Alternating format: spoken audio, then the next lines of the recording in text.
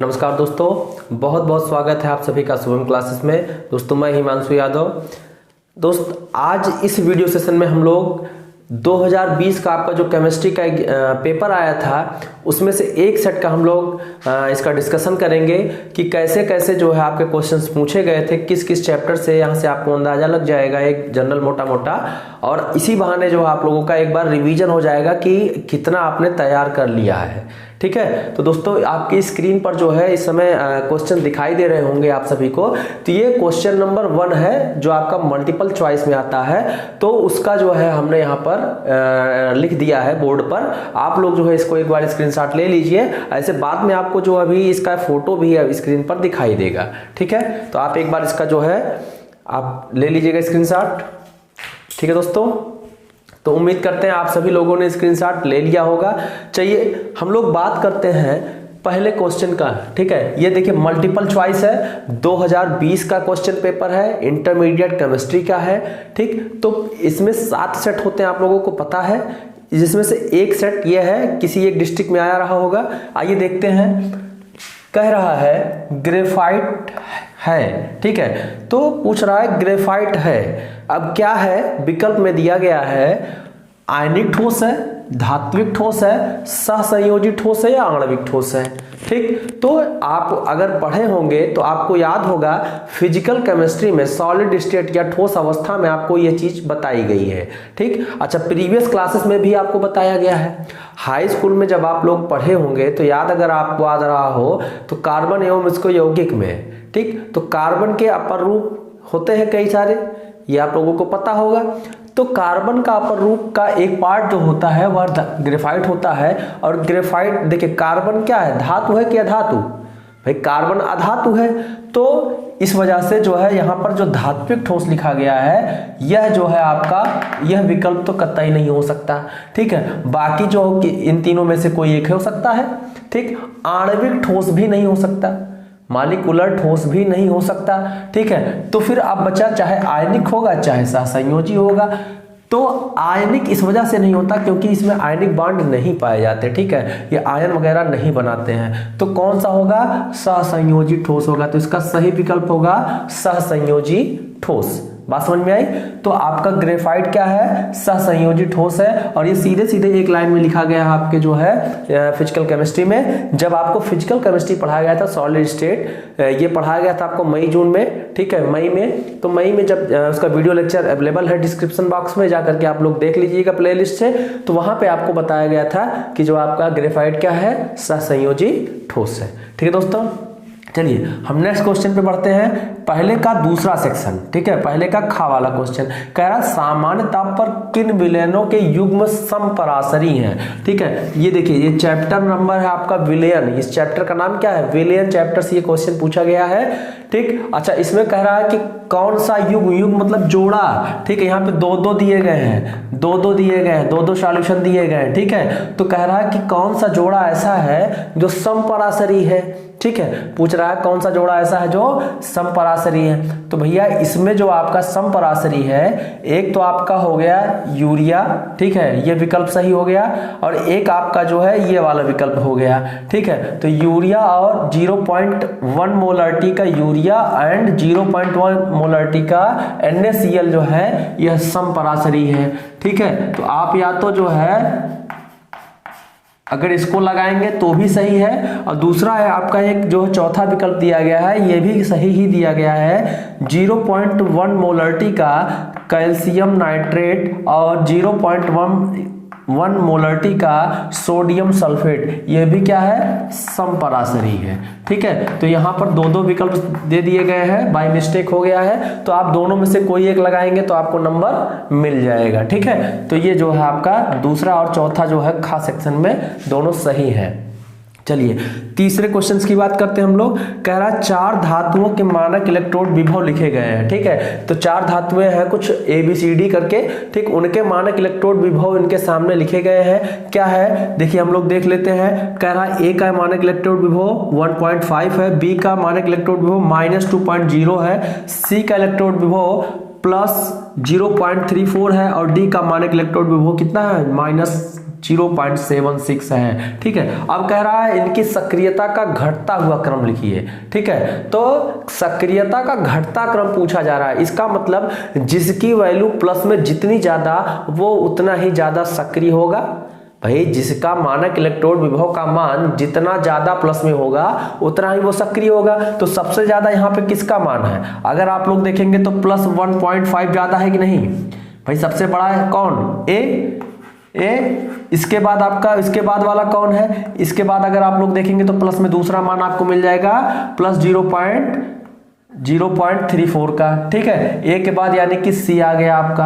अब देखेंगे कि अब दोनों वैल्यू जो आपकी डी और बी वाली है दोनों नेगेटिव में है, डी और बी की वैल्यू नेगेटिव में है। तो भैया नेगेटिव में -2.0 बड़ा है कि -0.76, भैया बड़ा तो ये है, इस वजह से इसके बाद जो है आपका डी आएगा, देन आपका जो है बी आएगा। इसका मतलब विकल्प में ए सी डी बी देखिए, सबसे ज्यादा क्रियाशील ए होगा, देन सी होगा, देन डी होगा, देन सबसे कम क्रियाशील बी होगा। और आपसे घटता हुआ क्रम ही पूछा जा रहा है, तो ए सी डी बी का देखिएगा, ए सी डी बी। अच्छा यही देखिए पहला ही आपका विकल्प सही हो जाएगा, पहला ही विकल्प सही हो जाएगा। चलिए नेक्स्ट है आपका घा वाला, इसमें पूछा जा रहा है शून्य कोटि की अभिक्रिया, ठीक है, कौन सी है। चार आपको जो है एग्जाम्पल दिए गए हैं, चार अभिक्रियाएं दी गई हैं और इसमें से आपको पूछा जा रहा है कि निम्न में से कौन सा शून्य कोटि की अभिक्रिया है, जीरो ऑर्डर रिएक्शन पूछा गया है। ठीक, तो ये आपको चार विकल्प दिए गए हैं।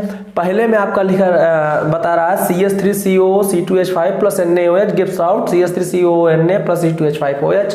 ठीक, ये आपका पहला रिएक्शन हो गया। दूसरा CH3COO CH3 plus H2O gives out CH3COOH मतलब एसिटिक एसिड प्लस आपका जो है मेथनॉल हो गया। तीसरे में कह रहा है FeCl3 प्लस SnCl2। ठीक, और इसके बाद आपका बन गया क्या, FeCl2 बन गया और SnCl4 बन गया। नेक्स्ट आपका है H2 plus Cl2 gives out 2HCl। देखिए यहां पर आपका जो है H2 plus Cl2 gives out 2HCl, यही जो है आपका जीरो ऑर्डर रिएक्शन है। क्या है, जीरो ऑर्डर रिएक्शन है, शून्य कोटि की अभिक्रिया है। ठीक है, ये आपको फिजिकल केमिस्ट्री में, केमिकल काइनेटिक्स में, रासायनिक बलगतिकी में बताया गया है। ठीक है, अगर आप लोग ध्यान से देखे होंगे वीडियो को जाकर के आप प्लेलिस्ट से देख सकते हैं एक बार फिर से, वहां पर आपको ये सारी चीजें बताई गई किस प्रकार से हम लोग जो अभिक्रिया की कोट डिसाइड करते हैं कि किस कोट की अभिक्रिया है, जीरो ऑर्डर है, वन ऑर्डर है या सेकेंड ऑर्डर है। ठीक है, तो वहां से आप लोग सीख लीजिएगा।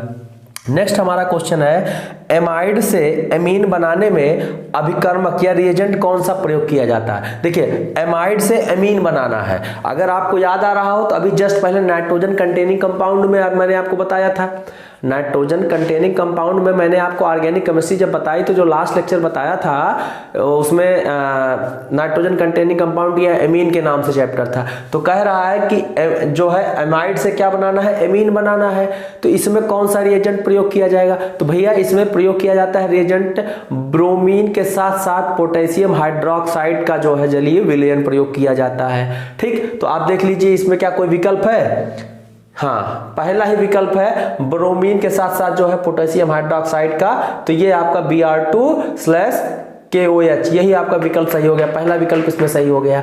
ठीक, नेक्स्ट हमारा क्वेश्चन है, नेक्स्ट क्वेश्चन की तरफ बढ़ते हैं। राइबोफ्लेविन किस विटामिन का नाम है, राइबोफ्लोविन, ठीक है, किस विटामिन का नाम है। राइबोफ्लोविन क्या है, केमिकल नेम है किसी एक विटामिन का। ठीक है, आपको विकल्प दिया गया vitamin B1 B2 B6 and B12। ठीक है, तो आपको ये रटा होना चाहिए, ये आपका जो है बहुत ही पहले से आप लोग बचपन से पढ़ते आ रहे हैं कि राइबोफ्लोविन जो होता है विटामिन B2 का नाम होता है। ठीक है भैया, तो इस प्रकार से आपने क्वेश्चन नंबर 1 के सारे ऑब्जेक्टिव क्वेश्चन कर लिए हैं। ठीक, तो आप लोग जो है एक बार फिर से स्क्रीनशॉट ले लीजिएगा। चलिए हम लोग इसके बाद मूव करते हैं क्वेश्चन नंबर 2 की तरफ।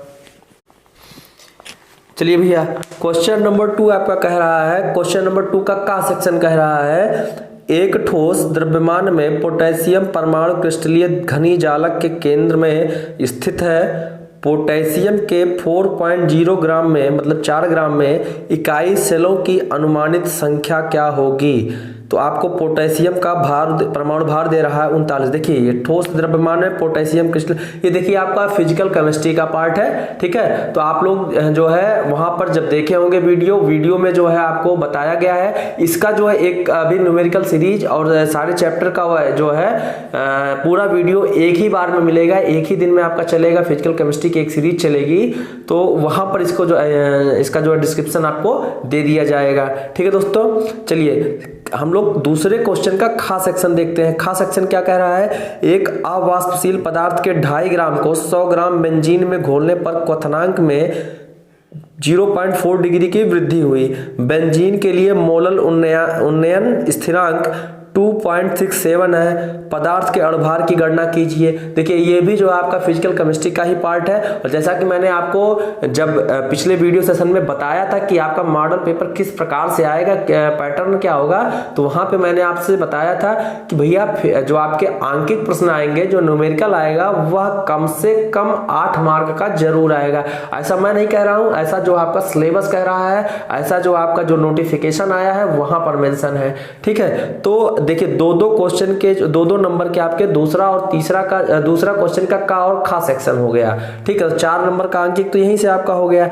फिर इसके बाद गा सेक्शन में कह रहा है कि निम्नलिखित सेल के विद्युत वाहक बल यानी ईएमएफ की गणना करना है, ठीक है। अच्छा एक बार जो मैं आपको बता भी देता हूं, ठीक है। ईएमएफ की गणना करना है, ईएमएफ इलेक्ट्रोमोटिव फोर्स, ठीक। अब देखिए यहां पर दिया गया है क्या, कैडमियम, ठीक है, कैडमियम और कैडमियम +2, ठीक, ये वनियम और क्या है सिल्वर प्लस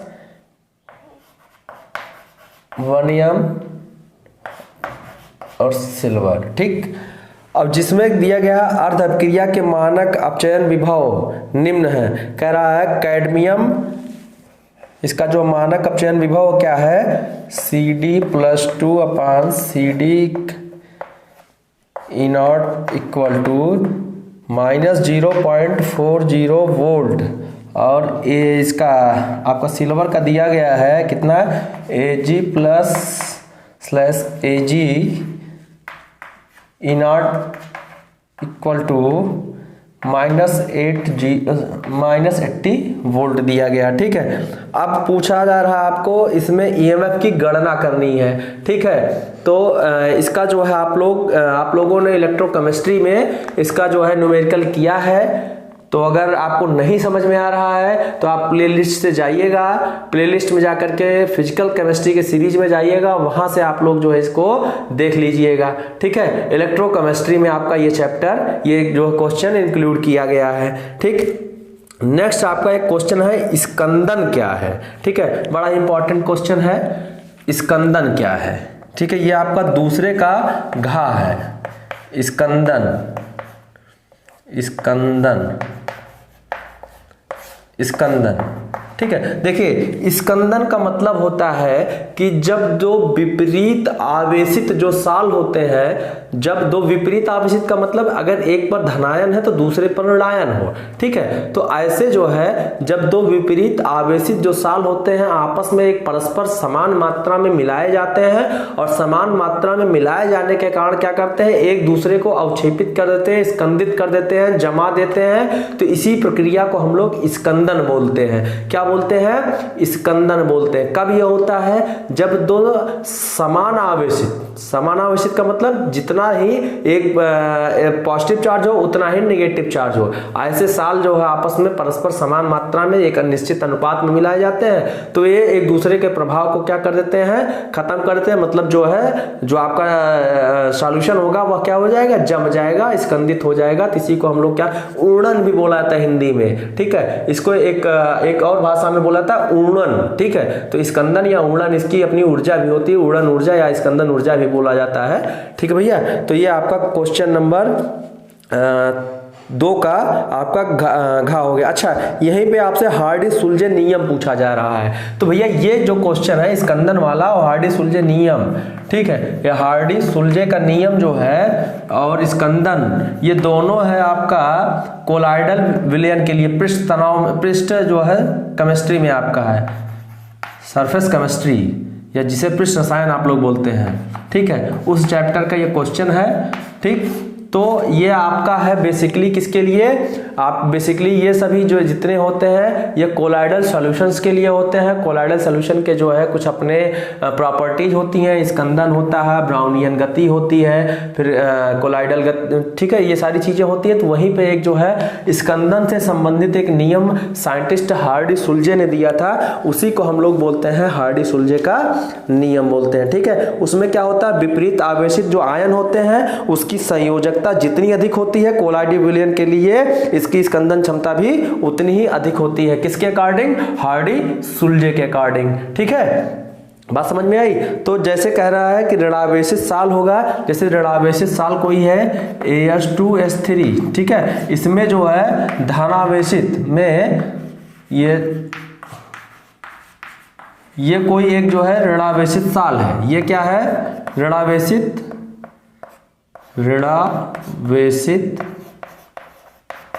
मतलब नेगेटिव चार्ज वाला जो है ये एक साल है, और इसमें जो भी धनावेशित आयन होंगे, ठीक है, वो उसका जो है स्कंदन की क्षमता का जो क्रम होगा वह निम्न रूप से होगा। जैसे आपका जो है Al+3 सबसे ज्यादा, ठीक है, इसके बाद जो है ये होगा, फिर आपका सोडियम आयन होगा। मतलब जैसे जैसे चार्ज घटता जाएगा वैसे वैसे स्कंदन की दर घटती जाएगी। ठीक है, जब ऋणावेशित साल आपका होगा। ठीक, बात समझ में आई। तो ये जो नियम दिया था किसने दिया था, साइंटिस्ट हार्डी सुल्जे ने दिया था, संयोजकता से रिलेटेड था। ठीक, तो जो है आपका ये आप लोग ले लीजिएगा, लिख लीजिएगा।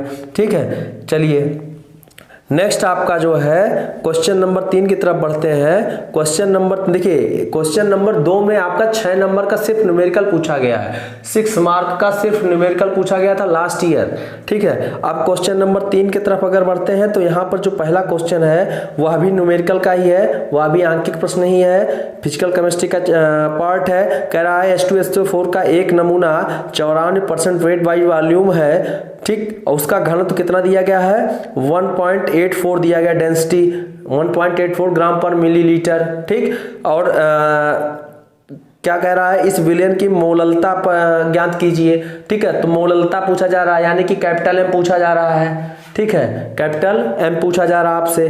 तो वहां पर दिया गया हाइड्रोजन का एटॉमिक नंबर, आप जो मॉलिक्यूलर मास दिया गया है 1, ऑक्सीजन का 16 और सल्फर का 32 मॉलिक्यूलर मास दिया गया सबका।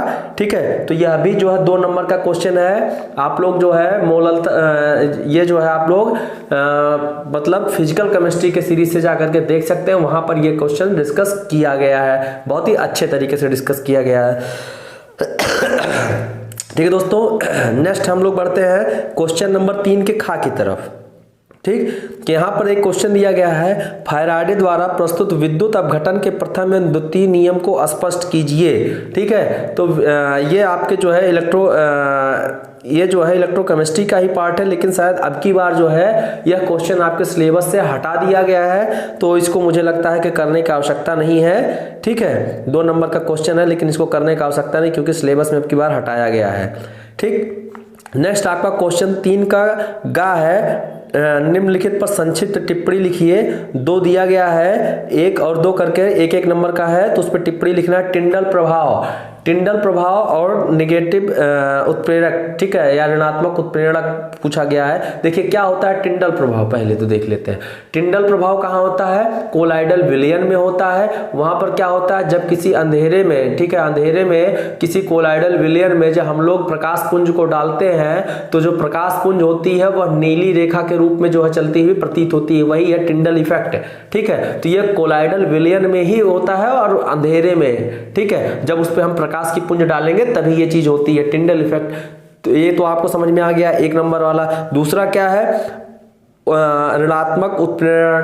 तो ये देखिए ऋणात्मक उत्प्रेरण क्या होता है, देखिए उत्प्रेरक जो होते हैं, कैटालिस्ट जो होते हैं, वो क्या करते हैं, रेट ऑफ रिएक्शन को अल्टर करते हैं, चेंज करते हैं। जैसे अगर कोई अभिक्रिया की दर को बढ़ा दे रहा है, इसका मतलब जल्दी जल्दी हमें उत्पाद प्राप्त हो जाता है, तो उसको हम लोग बोलते हैं पॉजिटिव कैटालिस्ट। अगर कोई अभिक्रिया की दर को घटा दे रहा है तो उसको हम लोग क्या बोलते हैं, ऋणात्मक या नेगेटिव कैटालिस्ट बोलते हैं। ठीक, तो वही जो अभिक्रिया की दर को घटाए कम करें, ठीक है। यानी कि हमें जो है जो उत्पाद 2 घंटे में मिलना था वो 4 घंटे में, 5 घंटे में या 10 घंटे में प्राप्त होता है। जितनी मात्रा में 2 घंटे में प्राप्त होता है वही 10 घंटे में प्राप्त होने लगे। तो ऐसे जब वो जो उपयोग किया जाएगा, जो कैटालिस्ट उपयोग किया है उसी को बोलते हैं नेगेटिव कैटालिस्ट या ऋणात्मक उत्प्रेरक बोलते हैं, ठीक है। तो आप लोग ये चीज समझ गए होंगे। ये जो है आपका, ये भी आपका सरफेस केमिस्ट्री का ही पार्ट है, ठीक है। तो सरफेस केमिस्ट्री जो आप लोगों को पढ़ा दिया गया है, अभी मैं आपको फिर से एक बार बता देना चाह रहा हूं कि जितना भी फिजिकल केमिस्ट्री पहले पढ़ा दिया गया है उसका एक जो है एक दिन का जो है आपका एक वीडियो लेक्चर आपको जल्दी ही मिलने वाला है फाइनल शॉर्ट करके, जिसमें आपके एक ही लेक्चर में पूरे चैप्टर को डिस्क्राइब किया गया है, ठीक है। तो वहां से आप लोग जाकर के देख सकते हैं। नेक्स्ट है अक्रिय गैसों की 2 प्रमुख विशेषताएं लिखिए। क्वेश्चन नंबर 3 का घ वाला पार्ट है अक्रिय गैस। अक्रिय गैस आप लोग जान ही रहे थे, वर्ग 18 के तत्वों को हम लोग क्या बोलते थे, अक्रिय गैस या इनर्ट गैस बोलते थे, ठीक है। और ऐसे हम लोग जो है मान सकते हैं कि ये लगभग आइडियल गैसेस हैं। आइडियल गैसेस वैसे हैं तो नहीं, लेकिन मान सकते हैं कहने के लिए, ठीक है। अच्छा, इनकी 2 विशेषताएं पूछा जा रहा है आपसे। तो पहली विशेषता मैंने आपको बता रखी है कि यह रंगहीन, स्वादहीन, गंधहीन होते हैं। रंगहीन, स्वादहीन और गंधहीन होते हैं कौन, आपके जितने भी अक्रिय गैसेस होती हैं या 0 ग्रुप के एलिमेंट्स होते हैं, ठीक है। अच्छा, दूसरा अगर आपसे पूछा जाए कि इनका जो है दूसरी विशेषता, तो यह बताइएगा आप लोग इनके Cp/Cv का मान, Cp/Cv का मान होता है 1.66 होता है, ठीक है। दूसरी चीज, इनके जो भी आखिरी जो मतलब जो अंतिम कोष होता है वह फुलफिल होता है, इसी वजह से जल्दी या किसी के साथ रिएक्शन नहीं करते हैं। तीसरा आप लोग लिख दीजिएगा कि जल में अल्प विलेय भी होते हैं, ठीक है। कौन, जितने भी अक्रिय गैसें होती हैं वो जल में अल्प विलेय होती हैं, ठीक है। तो उम्मीद करते हैं ये चीजें आप लोगों को समझ में आई होंगी। चलिए, घा का ही दूसरा पार्ट आपसे पूछा जा रहा है, हीलियम का प्रमुख स्रोत क्या है। तो हीलियम का जो प्रमुख स्रोत है वह मोनाजाइट सैंड है। क्या है, मोनाजाइट सैंड। क्या है भैया, मोनाजाइट सैंड। इसी से जो है प्रमुख रूप से प्राप्त किया जाता है क्या, आपका हीलियम, ठीक है। हीलियम जो है मोनाजाइट सैंड से प्रमुख रूप से प्राप्त किया जाता है। सबसे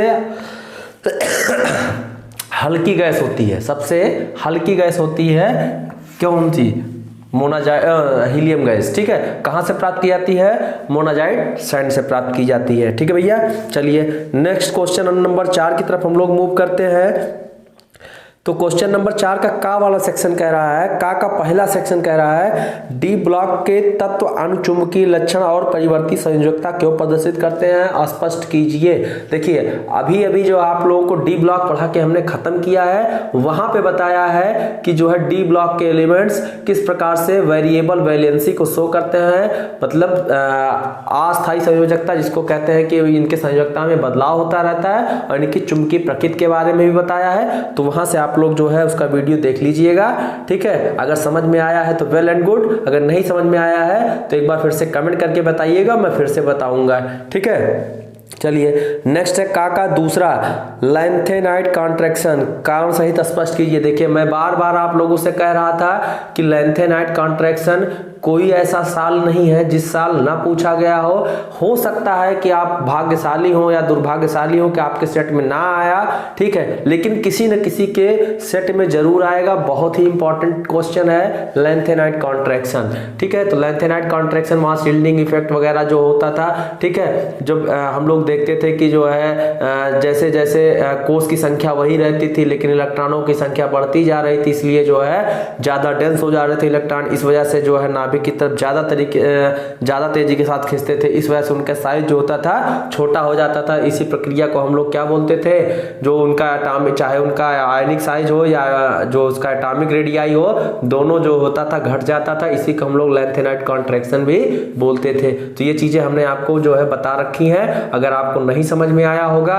तो आप लोग वीडियो जो है इनऑर्गेनिक केमिस्ट्री के वीडियो में जाकर के इसको देख सकते हैं, ठीक है। डी एंड एफ ब्लॉक का एलिमेंट्स में हमने इसको बता रखा है, ठीक है भैया। चलिए क्वेश्चन नंबर 4 के खा की तरफ बढ़ते हैं। कह रहा बेंजीन सल्फोनिक अम्ल से एनिलीन बनाने का रासायनिक समीकरण देते हुए एनिलीन की कार्बिलमीन और डाईएजोटीकरण अभिक्रियाओं के रासायनिक समीकरण लिखिए। तो बहुत ही अच्छे के साथ हमने इसको डिस्क्राइब किया है, ठीक है। बेंजीन सल्फोनिक अम्ल से एनिलीन बनाने का रासायनिक समीकरण भी बताया है। तो ये सारी चीजें आपको जो है पिछले वीडियो सेशन में जो है मिल जाएंगी, ऑर्गेनिक केमिस्ट्री वाले में मिल जाएंगी, ठीक। तो आप लोग वहां से जाकर के देख लीजिएगा। नेक्स्ट है 4 का गा, संघनन बहुलक क्या है? संघनन द्वारा बेकेलाइट और पॉलीएस्टर बनाने की रासायनिक समीकरण लिखिए। तो भैया यह जो है आप अब की बार आपके सिलेबस में नहीं है, इसको हटा दिया गया है पॉलीमर वाला चैप्टर, तो इस वजह से इसको नहीं करना है। नेक्स्ट है आपका पीड़ाहारी एनाल्जेसिक कह रहा है। फिर इसके बाद प्रशांतक पूर्तिरोधी क्या होते हैं? प्रत्येक का एक एक जो है उदाहरण दीजिए। देखिए पीड़ाहारी जनरल में बता दे रहा हूं, वैसे तो मैंने बता रखा है, फिर भी मैं आपको एक बार फिर से बता दे रहा हूं।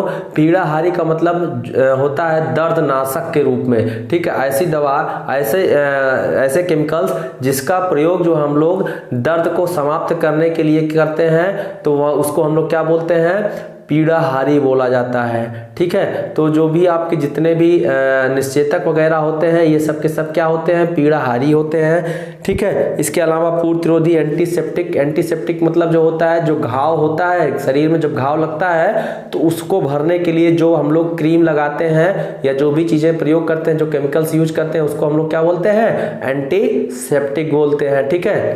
तो ये सब चीजें आप लोगों को पता है, वीडियो सेशन में बताया गया, आप लोग देख लीजिएगा।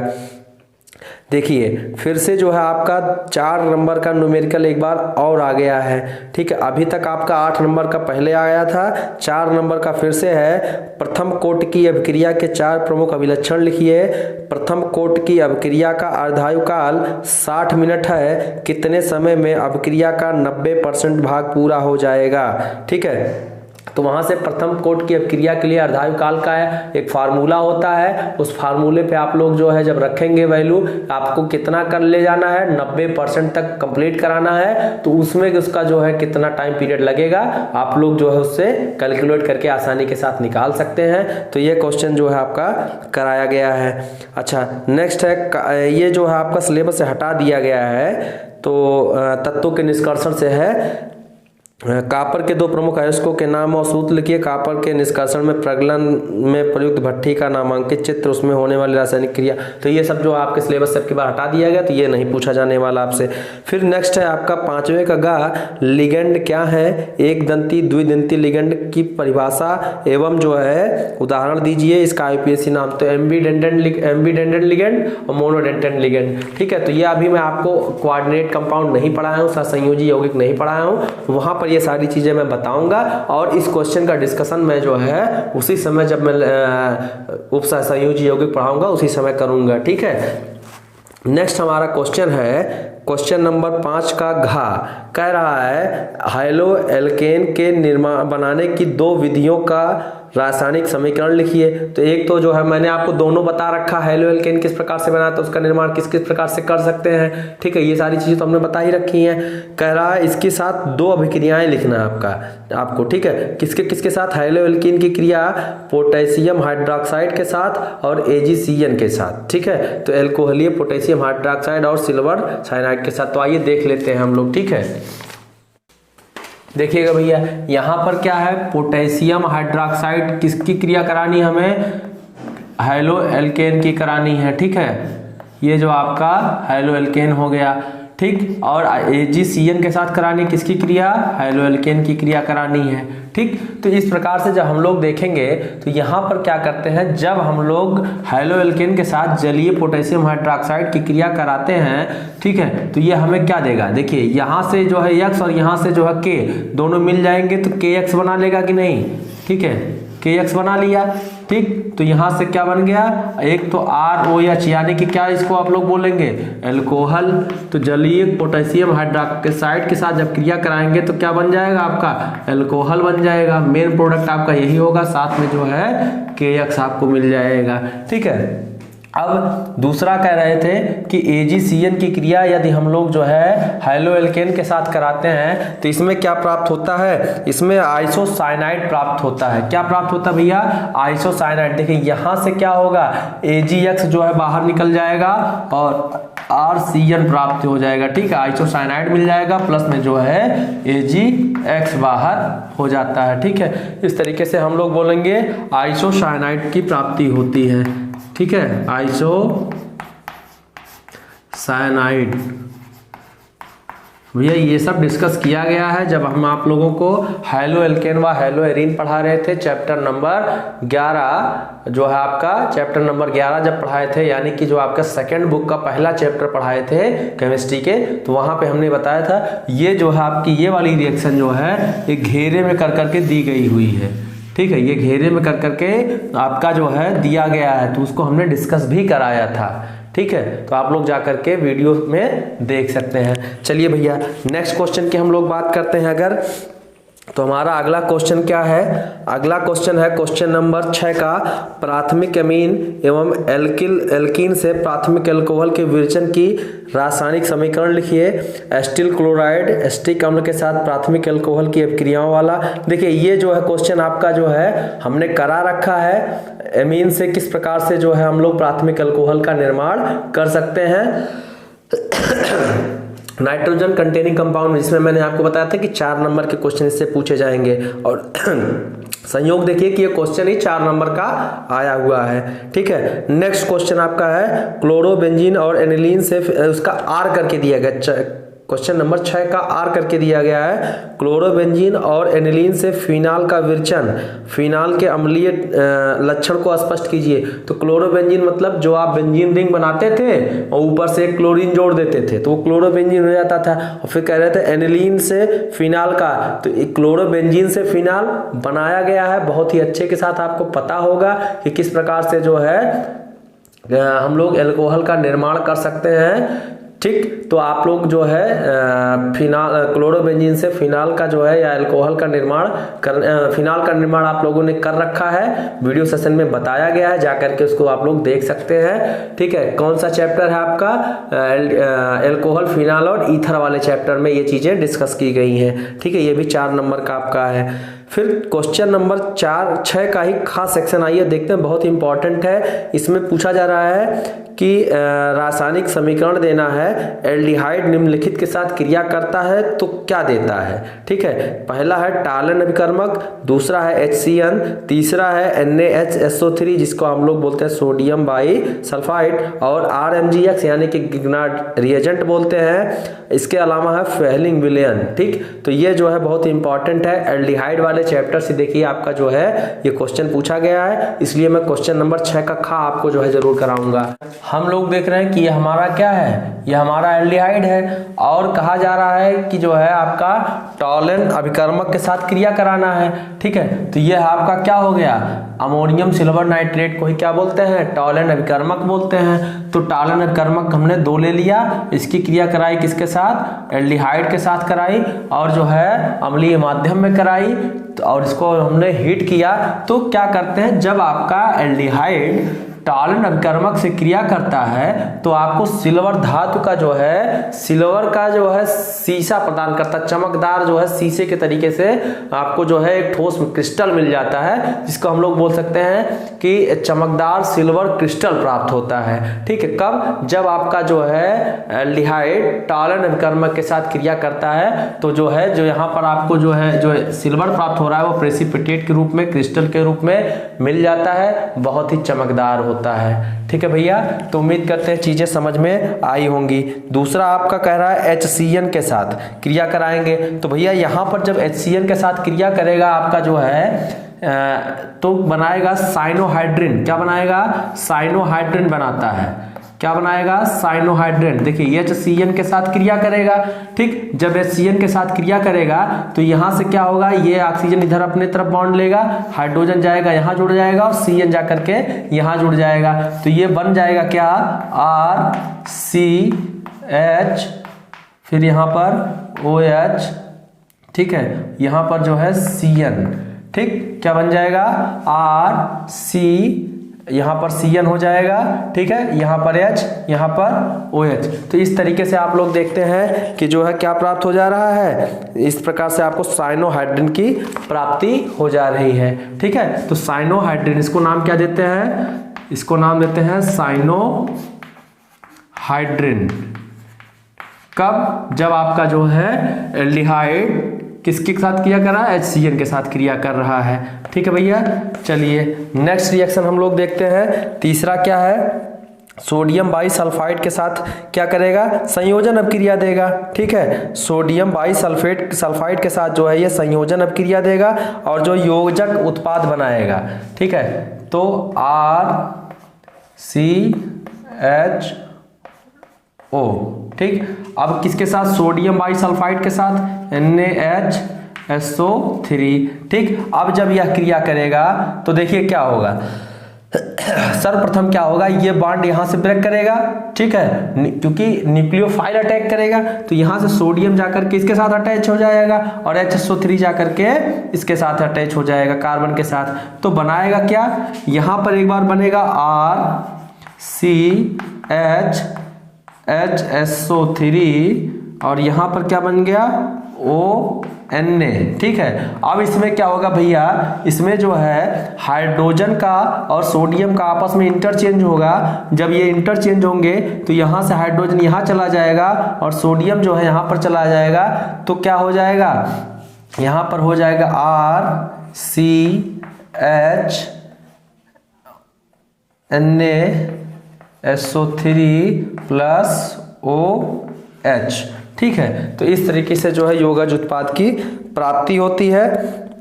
तो इसको हम लोग बोलते हैं जो है बाईसल्फाइड, क्या बोलते हैं, बाईसल्फाइड, ये योगज उत्पाद है, ठीक है। बाईसल्फाइड बोलते हैं, क्या बोलते हैं, बाईसल्फाइड,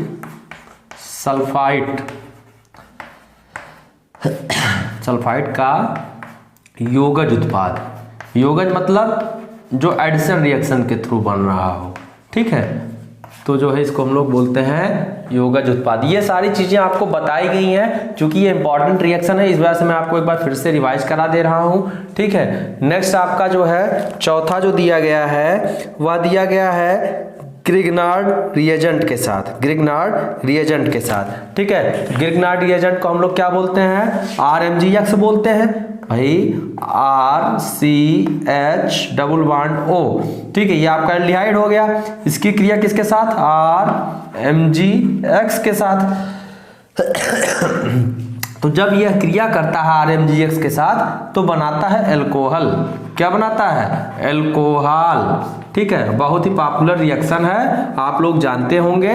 तो यहां से आप लोग जान लीजिएगा क्या बनाएगा, एल्कोहल की प्राप्ति होगी। RMgX जो है जब इसके साथ मिलेगा, ये क्या है, ग्रिग्नार्ड अभिकर्मक है, इसके साथ क्रिया करेगा तो एल्कोहल मिलता है, ठीक है भैया। एक बार जो है आप लोग इसका स्क्रीनशॉट ले लीजिएगा, एक बार इसका स्क्रीनशॉट ले लीजिएगा। अच्छा, एक चीज और बचा हुआ है, फेहलिंग विलियन जब बनाएगा तो देखिए कॉपर सल्फेट वाला बताया था ना कि फेहलिंग विलियन ए, फेहलिंग विलियन बी लेते हैं, याद आ रहा है। तो उसमें जब फेहलिंग विलियन के साथ जब आपका जो है एल्डिहाइड क्रिया करता है तो लाल भूरा अवक्षेप प्राप्त होता था Cu2O का क्या होता था, कॉपर सल्फेट का। हम लोग फेहलिंग विलियन लेते हैं ना, फेहलिंग विलियन ए कॉपर सल्फेट का, इस प्रकार से दूसरा फेहलिंग विलियन बी भी लेते थे, ठीक है। तो उसमें जब क्रिया कराते थे तो अंत में आपको लाल भूरा अवक्षेप प्राप्त होता था कॉपर Cu2O का, ठीक है। तो आप लोग जो है देख लीजिएगा, तो जो आपका लास्ट है फेहलिंग विलियन, ठीक है। फेहलिंग विलियन के साथ आपका जो है एल्डिहाइड की क्रिया, तो इसमें जो है आपको लाल भूरा अवक्षेप प्राप्त होता है, ठीक। तो आप लोग इसको लिख लीजिएगा एक बार, इसका जो है पूरे चारों का ये चौथा, ठीक है। और ये पांचवा जो है, पांचवा आप लोग लिख लीजिएगा, लाल भूरा अवक्षेप। रिएक्शन इसकी बताई गई है इसलिए नहीं बता रहा हूं, ठीक है। जो है ये ज्यादा इंपॉर्टेंट है, ये भी इंपॉर्टेंट है और ये भी इंपॉर्टेंट है, ये तीनों बहुत ही इंपॉर्टेंट है, ठीक। तो आप लोग एक बार इसका स्क्रीनशॉट ले लीजिएगा। चलिए अब हम लोग बढ़ते हैं नेक्स्ट क्वेश्चन की तरफ, ठीक है। नेक्स्ट क्वेश्चन क्या है हमारा, नेक्स्ट क्वेश्चन है question number 7। Question number 7, phosphorus trichloride बनाने की विधि का वर्णन कीजिए इसका एसिटिक अम्ल के साथ। देखिए आप फास्फोरस ट्राइक्लोराइड वाला शायद आपके उससे हटा दिया गया सिलेबस से, तो इसके पढ़ने की कोई ज़्यादा आवश्यकता है नहीं। ऐसे तो मैंने बता रखा है, फिर भी जो आपको बता रखा है, ठीक है। तो नाइट्रोजन फैमिली के जितने तत्व थे उसमें जो है ये चीज़ें मैंने आपको बता रखा है, ठीक। वैसे फास्फोरस ट्राइक्लोराइड ये सब हटा दिया गया सिलेबस से, तो इस बार नहीं आएगा, निश्चिंत रहिए इसके लिए। क्वेश्चन नंबर 7 का दूसरा है, फेरस सल्फेट तथा तारपीन के तेल के साथ क्लोरीन की होने वाली अपक्रियाओं की रासायनिक समीकरण दीजिए। ये भी आपके सिलेबस से हटाया गया है, तो इसको भी पढ़ने की आवश्यकता नहीं है। नेक्स्ट इसका 7 का जो है का अल्टरनेट दिया गया है, संपर्क विधि द्वारा सल्फ्यूरिक अम्ल के निर्माण का सिद्धांत लिखिए, इसका नामांकित चित्र बनाइए। H2SO4 की सुक्रोज और कॉपर धातु के साथ होने वाली क्रियाओं को रासायनिक समीकरण द्वारा लिखिए। तो ये संपर्क विधि द्वारा अगर आपको याद आ रहा हो तो मैंने आपको जो है इसका बहुत ही अच्छे के साथ फिगर बना के समझाया था एक ही लेक्चर में। बस इसको मैंने इसका जो है पूरा प्रोसेस ही बताया था सिर्फ एक लेक्चर में, ठीक है। तो आप जो है वहां से जाकर के डिस्क्रिप्शन में जाकर के वो वीडियो को देख सकते हैं। थोड़ा तबीयत नहीं सही है दोस्तों, इस वजह से बार बार डिस्टरबेंस हो रहा है। 7 का खा जो है आपका, कार्बोहाइड्रेट को परिभाषित कीजिए। ग्लूकोज अणु में 5 OH समूहों, CHO समूह और कीटोन समूह के होने की पुष्टि कीजिए। मतलब एल्डिहाइड, कीटोन और अल्कोहल के होने की पुष्टि कीजिए, किसमें? कार्बोहाइड्रेट में, ठीक है। ग्लूकोज अणु में 5 आपका जो है OH समूह होता है, एक जो है आपका चाहे कीटोन होगा चाहे एल्डिहाइड होगा। तो कह रहा है इसके होने की पुष्टि कीजिए अभिक्रिया के रासायनिक समीकरण द्वारा, और कह रहा ग्लूकोज और सुक्रोज में अंतर भी लिखिए, ठीक है। तो 5 नंबर का क्वेश्चन है आपका। तो भैया ये जो आपका मैं अभी बायोमॉलिक्यूल पढ़ाया नहीं हूँ, ठीक है, जैव अणु अभी नहीं पढ़ाया हूँ, उसी दिन पढ़ाऊंगा, किसी एक दिन जो है पढ़ाऊंगा, तो जो है इसको मैं पूरा डिस्क्राइब कर दूंगा। देखिए कार्बोहाइड्रेट क्या होते हैं? कार्बोहाइड्रेट जो होते हैं हाइड्रेट्स ऑफ कार्बन, कार्बन के हाइड्रेट होते हैं, ठीक है। जो भी आप कुछ खाते हैं सबका सब जो है कार्बोहाइड्रेट के रूप में, जो हम लोग जब पाचन करते हैं तो कार्बोहाइड्रेट के रूप में जाता है। ग्लूकोज के रूप में हमारी बॉडी एक्सेप्ट करती है उसको, ग्लूकोज के रूप में एक्सेप्ट करती, मतलब कार्बोहाइड्रेट में तोड़ा जाता है उसको, चाहे जो आप खाएंगे, ठीक। और इसके बाद जब स्टोर किया जाता है जंतुओं के द्वारा, तो स्टोर किस रूप में किया जाता है? फैट के रूप में स्टोर किया जाता है या फैटी एसिड के रूप में स्टोर किया जाता है, ठीक है। इसका आर वाला क्वेश्चन कह रहा है, अमीनो अम्ल तथा प्रोटीन की परिभाषा लिखिए, प्रोटीन के प्रमुख अंतर स्रोत एवं शरीर में इसके कार्य लिखिए, प्रोटीन के विकृतीकरण को परिभाषित कीजिए। तो भैया इसका जो है यह भी बायोमॉलिक्यूल का ही है, इसको नहीं पढ़ाया गया है। तो 5 नंबर का ये क्वेश्चन जो है मैं बायोमॉलिक्यूल जब पढ़ाऊंगा तो वहां से आपका क्लियर हो जाएगा। 5 नंबर का जो है आर करके आया हुआ है, तो आपको एक ही करना है, दोनों ही बायोमॉलिक्यूल के क्वेश्चन हैं। तो इस तरीके से आपका जो है सेट नंबर 1 आपका समाप्त होता है, ठीक है मित्रों। तो सेट नंबर 1 जो है आपका समाप्त होता है। नेक्स्ट वीडियो सेशन में जब हम लोग मिलेंगे तो 2020 के ही सेट नंबर 2 की चर्चा करेंगे, ठीक है। तब तक के लिए आप सभी को बहुत बहुत